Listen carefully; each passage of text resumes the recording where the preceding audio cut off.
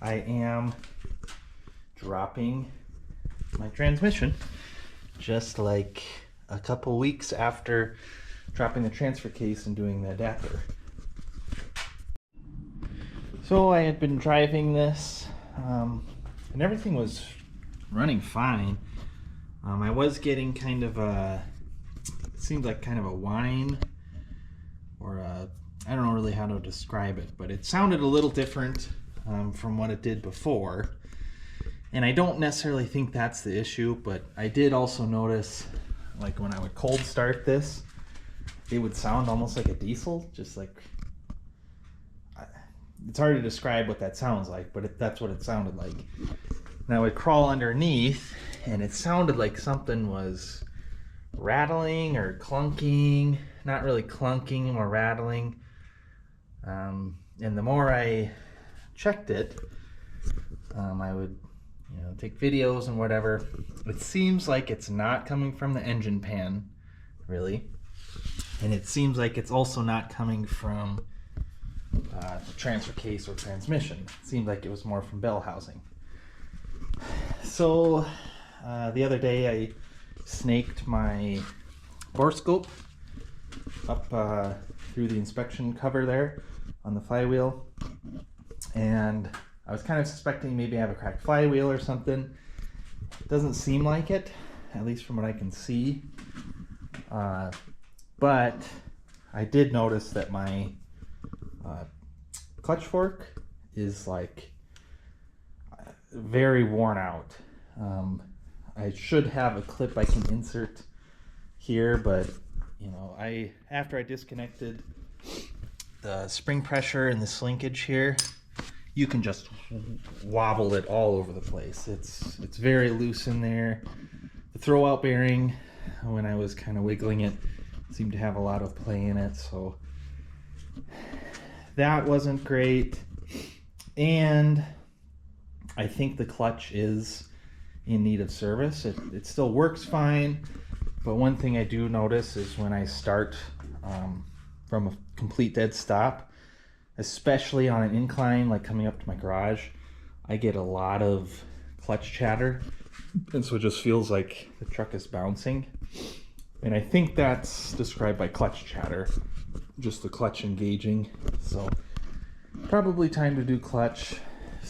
Today in the mail I got the new fork, so hopefully this works good. It's a ZA100, and then in here I got Saks K1909 02HD. The HD was considerably more expensive, and by considerably I mean like, I don't know, $70, something like that. So this is like 170, I think, somewhere in that range. But I did want the HD clutch, since this will be in this truck that I plan on doing a decent amount of towing with. So I figured, it's probably worth the extra money. So anyway, we've got our clutch, pressure plate, throwout bearing. I went ahead and just ordered ARP flywheel bolt and pressure plate bolt kit. Hopefully these are right. Bought flywheel turner. I figured this would probably be good to have. Now we got this strapped up. This cross member is loose, so I think it's just those 4 bolts holding onto the bell housing, and hopefully this slides out. I hope this thing has enough weight rating to lift that out. What?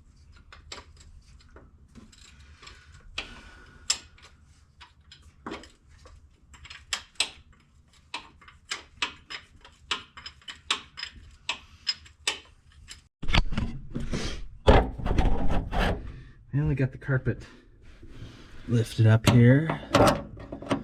I just have this side left. Is that the right? What's going on here?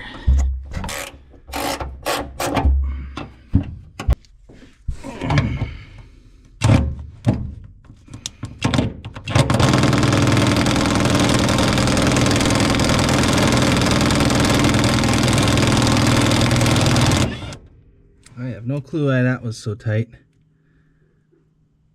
Huh. Oh, we're on 1, 2, that's why.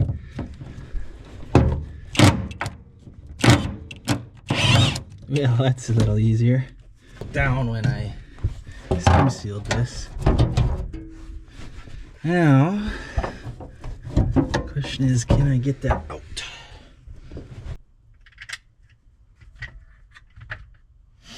Okay, should be able to pull this out now.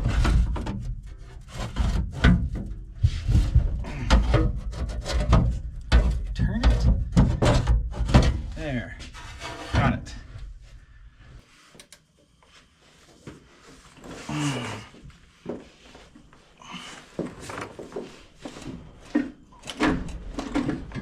Woo!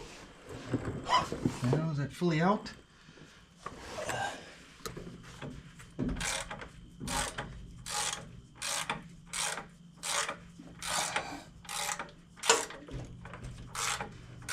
Well, we're coming down here. Come on.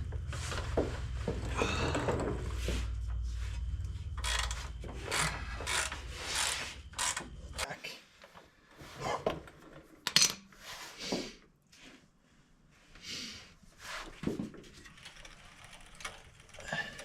Yeah, there's no way I'm siding this out. But at least the shaft looks okay. There's a little bit of wear on that for sure. Oh yeah. I don't know. This looks okay. Well, I got the bell housing off. I will probably order a new, whatever this is called, the pivot. And I'm unsure on that. I'll have to clean that up. But got the clutch, pressure plate, and the flywheel off. Now, I'm not an expert on clutches by any means, so I don't know what is good and what's bad, but this is what it looks like.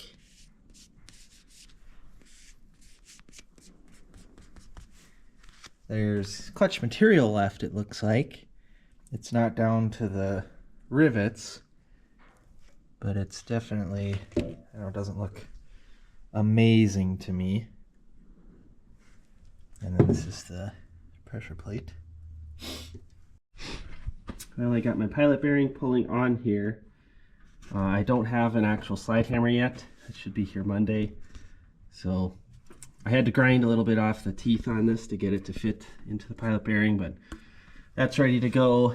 Right now, I cannot for the life of me get the little nut off to get this C-bar out. So I'm going to just try and grind these rivets off. See if I can pull that out. But that's what I'm doing right now. Well, this thing was a pain to get out. See where I ground those rivets off. So this is how it goes. I have no idea why this is coming out so hard. And I have no idea how this goes back together. It's weird, there's like no information on these bell cranks for the clutches. It's strange, but anyways, I'm gonna try and get this ball out and see what it looks like. Well, I got this off, and then was having a heck of a time trying to get this out, and then I found that there's a clip in there. It's just hard to see with all the grease. So then with that clip out, then this just pulls out. So, and then there's the little plastic piece in there.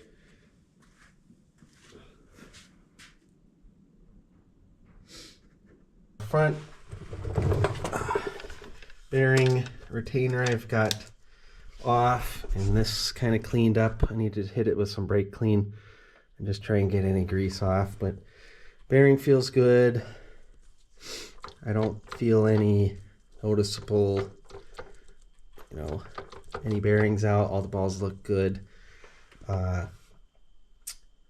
This, I was actually thinking about swapping in one of those other transmissions, but the back and forth play actually feels better on mine, so I'm gonna go ahead and run it. Now,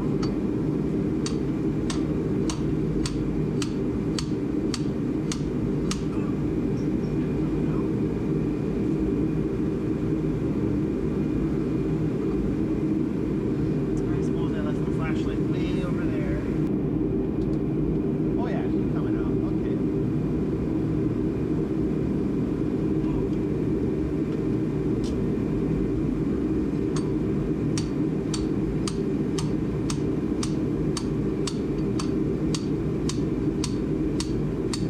There we go.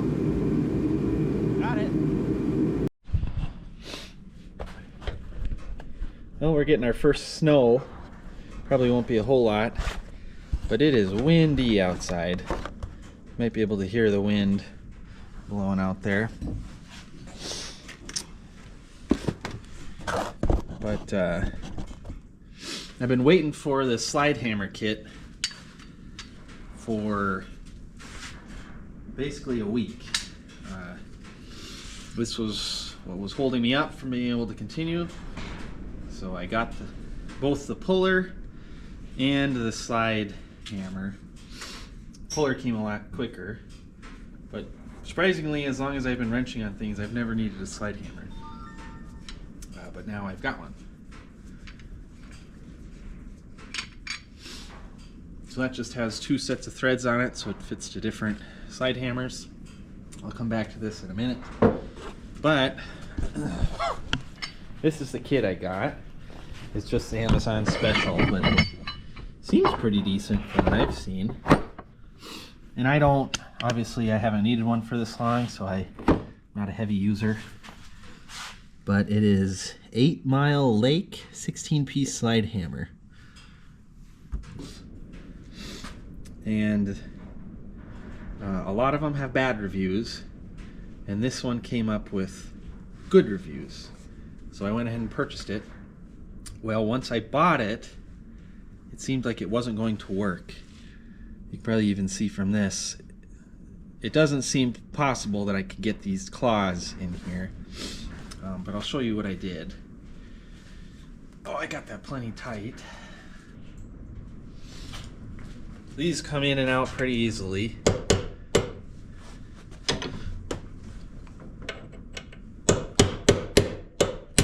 thought they did.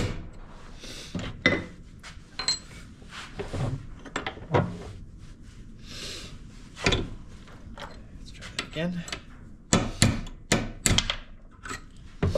So there the pin is out. So it's just a little pin like this. Now it's dirty, of course. And then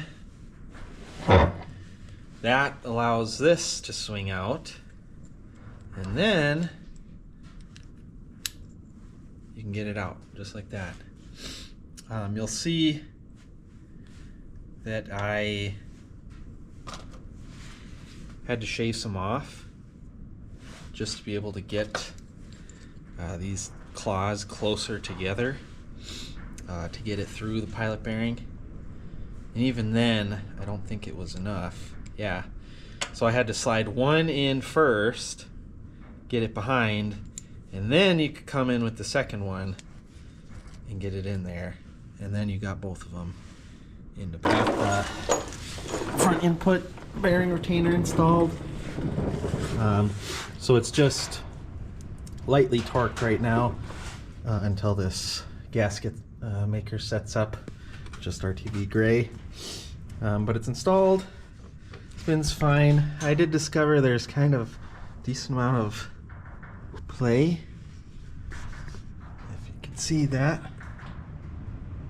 Now I can wiggle that shaft a little bit, but the bearing itself feels okay, and I inspected all the balls and it doesn't look bad. Well, I'm about at the point where I can install the flywheel. So I'm going to clean this up with brake clean and then see if we can get the clutch end. Oh.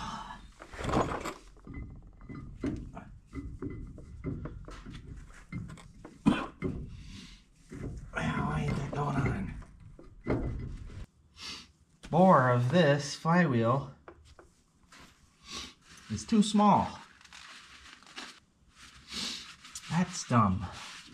That is dumb. Well, I ran into a bit of an issue, as you probably already know. But this bore is smaller than my old one. Measured the crank. I've got two 350s here that I have access to the crank. So about 63.05. So pretty darn close to exactly 63 millimeters. My old flywheel was 63.2, somewhere in that ballpark. My new one is 62.7. Well, it is a long time later, but I'm back at putting this clutch or flywheel together. So I got this reamed out at a machine shop, so hopefully that fits that now. So try this. Hopefully this fits now.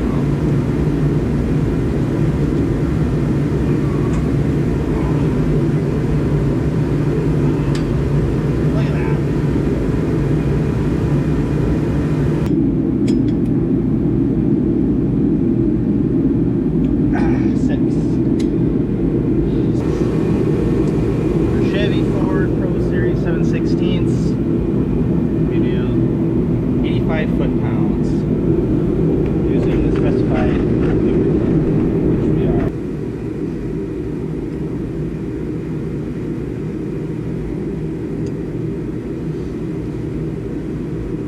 Now, I didn't know this before, but always loosen up your torque. Have it tight. Uncalibrate your torque wrench. Okay. Installed. There's this scratch here, a couple scratches, but apparently that's okay for what I read online, so we're gonna trust it and run it. Again, better than the glazed over terrible one before.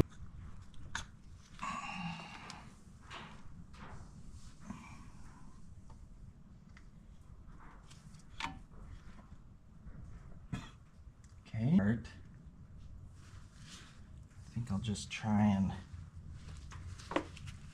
I don't quite know how to do this. Can I hold that up while I'm...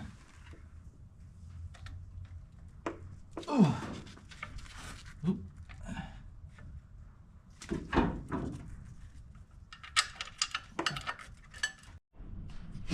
Well, I got most of this stuff cleaned up. This is supposed to have like a D in the hole so that this doesn't spin when you're putting that nut on, but that's goofed up, so I just put a vice grip on there. I think that's all the parts for that cleaned up. I got some extra stuff here, like some of these plastic seats, and then this clutch adjustment portion, new springs. So I got to put the bell housing on next, so that's what I'll do now. Okay, so weirdly there's like almost no information out there on how to rebuild one of these bell cranks. So I'll just quickly walk through what I did. So, okay, here's one of these rings. But there is a clip. So this is the frame side. So this has the stud that goes into this piece, and this is riveted to the frame. So there's a clip. You can pull that out with even those pliers here, pull that out. But how it works is there's this ball stud, and on either side of that there's one of these plastic things. You can see this is the concave side. So one of them you slide down in there, and then you these actually, it's a split ring. So you take the other one, obviously go this side, slip it over that skinny part so that this is facing down. Then you take this whole stud, push it down into this open part far enough that you can see the lip, and then you can push this clip down in, and now you can see that is not coming out. And then on the either your block, or mine's on the bell housing here, but it's similar deal. This I'm not entirely sure this is right, but I put one of these slipped over this part of the stud there. I don't know if that's all that holds that on, or if there's supposed to be a clip behind there or something. I'll have to look into that, but anyways, one goes that way. The other one you push into the other side of that open pipe there, and then when you go to install it, it goes like that, and then that bell crank slides over like this. And then what happens is there is a grease zert right there.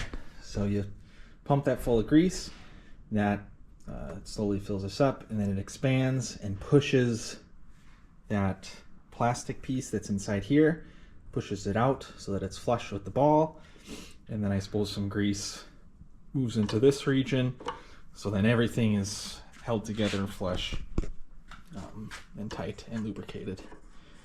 So now I'm installing the clutch fork on the bell housing. So I just put some white lithium grease in that pivot and on the ball. Okay, I got this boot installed, clutch fork, and you can see in there, I got that installed. Hopefully it's got the right amount of fluid there, but it feels smooth, so I think we're on the right track. Just like that, it's in. You can see we got her installed. It gets too cold in my garage, then I've got to heat up some of my lower torque tools because it gets so, the grease and stuff gets so stiff that it can't overcome it. So we got to defrost some of our tools. So yeah, the bell crank just kind of goes up in there. Kind of hard to see. Yeah, it mounts to the, a lot of the diagrams show it mounting to the block. Mine mounts to the bell housing, so I don't know. But the springs are also kind of a little hard to find information on. So there's two springs. There's one that goes to the bottom of the clutch fork, and then that goes up to the frame.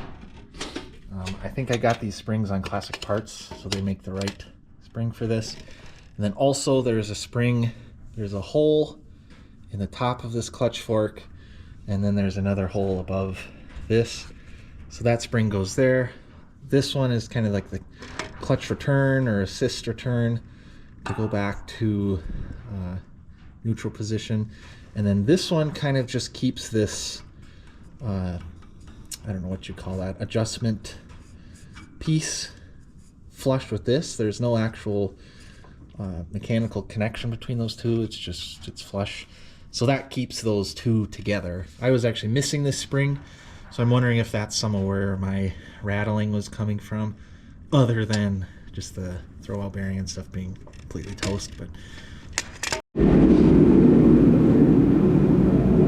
well, I got the hump slid back in. I forgot to show that, but if you've got carpet in, it's kind of a pain to do, especially if you don't remove the seat, because you've got to pull this whole thing up, and it's actually pretty hard to do. But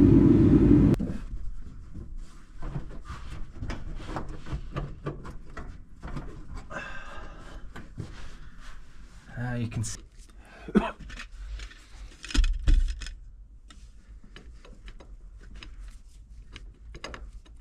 What's going on here? There we go.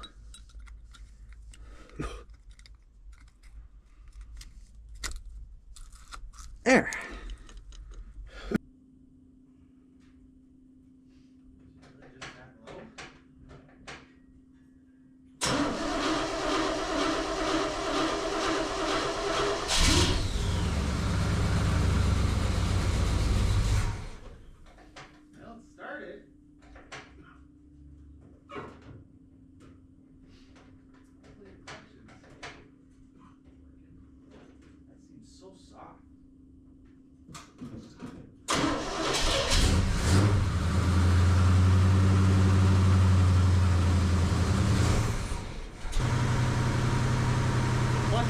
Way smoother. Like before, I would really have to push with the clutch, but now it's like butter. It's like hardly any resistance.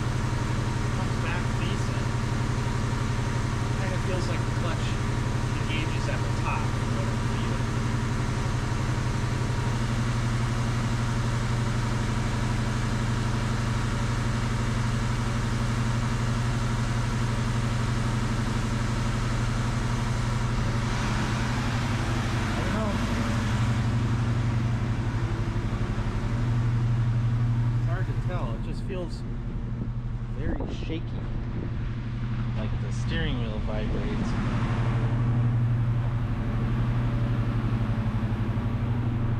Look at that. It's just vibrating.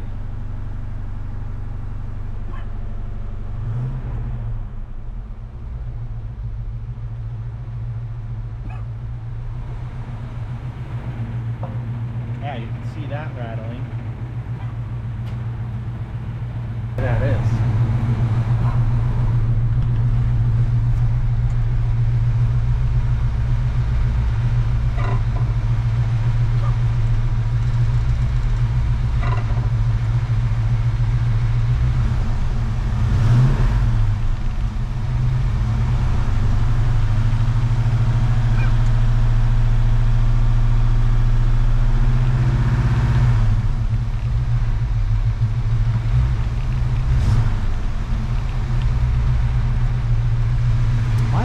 Rattling so much. Well, I'm gonna have to let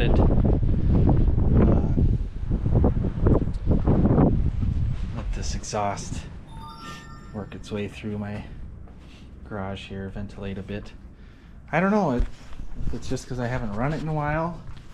It's not running smooth, but I mean, you saw it vibrate like that. I don't know. I really hope I did that clutch right. Seems like it's doing what it's supposed to do. Well, I'm not sure whether to laugh or cry. But I found in the last clip, I started this up with the new clutch, everything back together, and it was just vibrating like crazy, even at idle. So I was just devastated after spending, I don't know, it probably was about 2 months fiddling around with this. It's the first clutch job I've ever done, so it was kind of a learning experience. And then with the holidays, I just never got around to it. So I ended up just taking forever to do it. Well, I finally finished it this weekend, and I mean, you guys saw what happened. Yeah, truck just vibrates like crazy. So went inside, ate some lunch, did some Googling, and kind of was looking at a couple different things, and I don't know how I stumbled upon it, but the topic of 400 small blocks came up, and that kind of got me thinking, you know, this 350 I have, I don't really know the history of it. Maybe it's a 383 stroker, I don't know. But what really kind of started setting alarm bells off as I was doing this, I'm sure old timers and other guys that have done this before will just scoff at this, but you know, I saw this weight on this flywheel, and I never thought anything of it. I thought that, you know, maybe it's just I don't know, they just had to balance it for whatever reason. I don't know.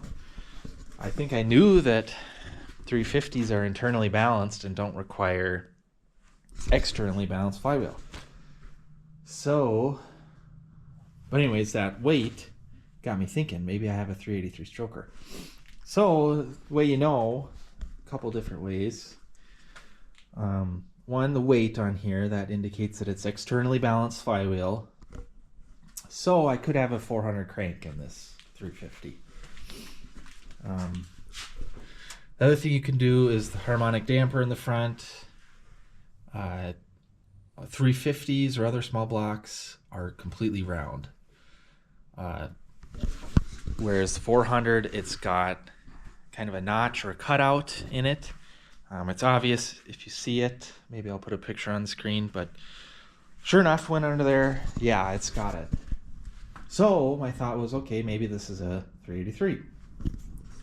My dad always thought it had a RV cam in it, and so I always assumed it's just a 350 with an RV cam. Well, maybe it's 383. I wanted to know for sure, so the other thing I did is I just wanted to verify the block number on this. I've never actually done that in the 10 to 15 years I've been working on this truck. I've never actually looked at the block number on, or the casting number on this block. So, you know, it's a pain to get back there. But I was able to reach through there with my wire brush and scrape off all the oil and stuff. And then I got my camera here, or scope, stuck that back there, and was able to read a couple numbers off and Googled, and the first result was something like, is this number for good 400 block or something like that? And that kind of was like, what?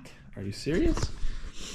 So I just wanted to be extra sure, and I scraped off all the rest of the grease, and sure enough, I do not have a 350 small block. I've got a 400 in this. I don't have, it's the casting number that ends in 509, I believe, which from what I'm Googling is one of the better blocks.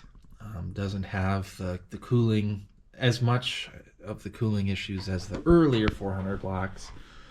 So like I said, I don't know whether to be ecstatic or depressed. I've got to redo everything I did in the last 2 months, but I've got a 400, so you know, it's kind of a love-hate type of thing. But well, I'm trying to figure out why my speedometer isn't working. So we got this sweet automatic setup, and then if you look over here, so yeah, it's skipping on this white gear.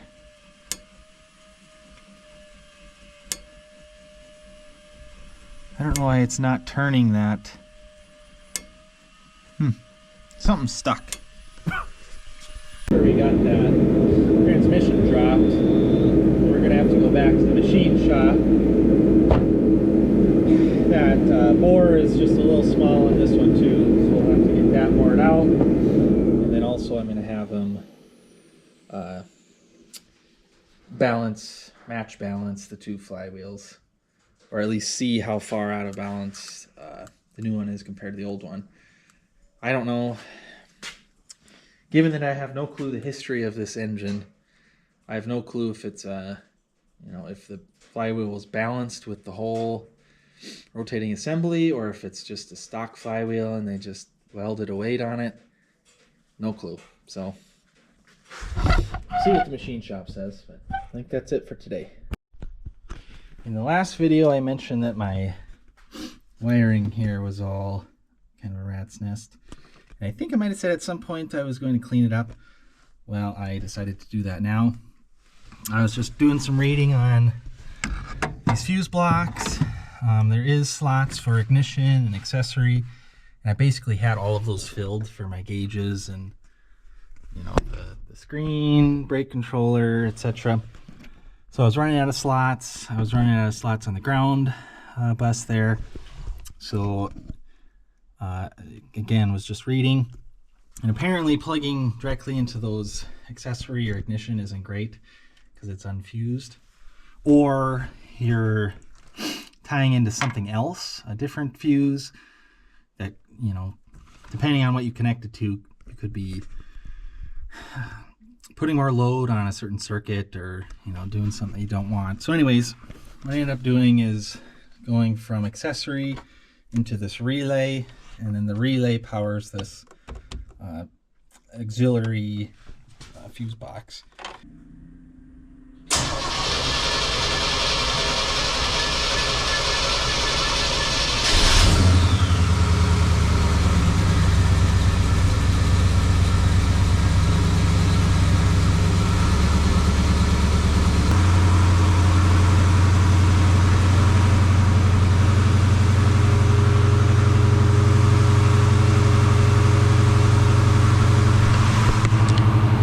Started. We don't have that awful vibration that we did before,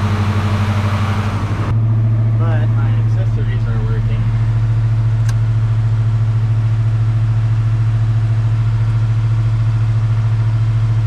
Lights are good. Alright, she's working. Gonna shut it off.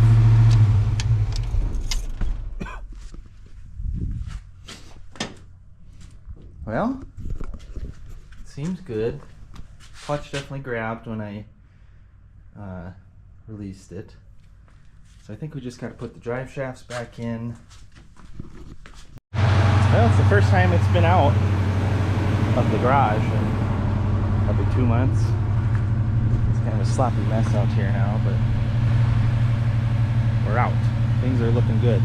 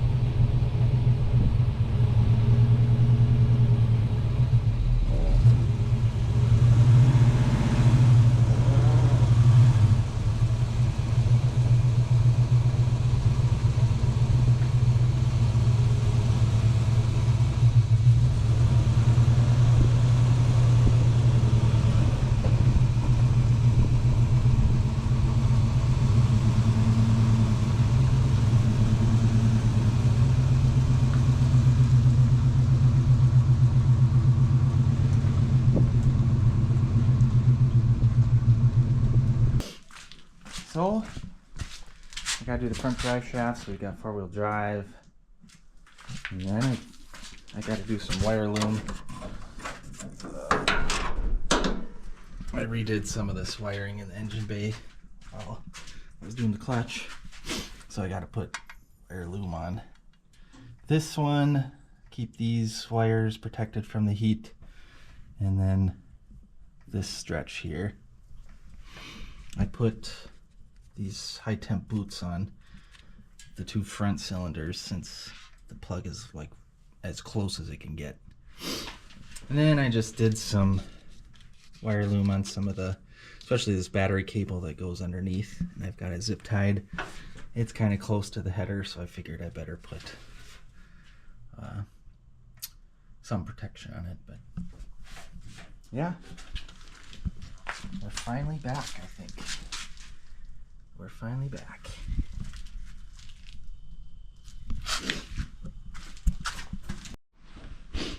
Well, my last clip was basically almost finishing this. I did completely put everything together now, so the dash and the interior is all back, front drive shaft, etc. So I'm going to take it for a little more of a test drive. Last time I just kind of backed in and out just to roughly check, make sure the clutch was working, make sure the vibrations weren't there. So I'll go for an actual drive now, just take her easy and see kind of how things go. So wish me luck.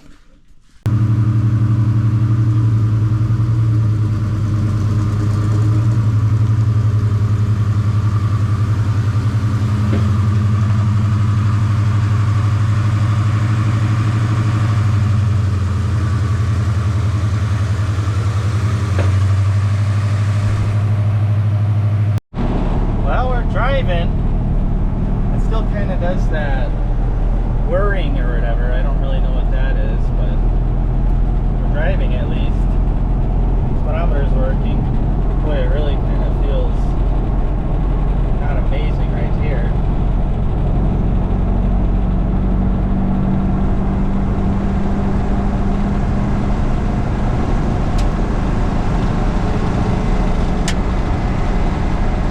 It's always hard to tell if it's my tires that kind of vibrate or if it's something else. So, speedometer is actually working. I need to check with GPS if it's actually right or not, but we're driving. That's a good sign at least. So, I think I'll just kind of keep test driving it and see how things go.